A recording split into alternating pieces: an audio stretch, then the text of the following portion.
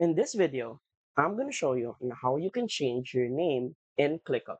So, without further ado, let's begin. First, open your web browser and go to app.clickup.com and log in to your ClickUp account.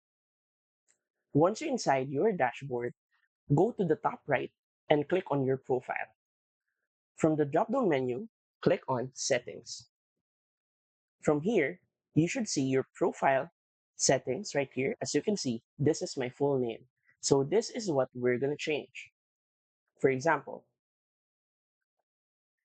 I'm going to change it and include some numbers and spaces. Now, after that, simply save the changes right here. And as easy as that, I have changed my avatar name or ClickUp name right here.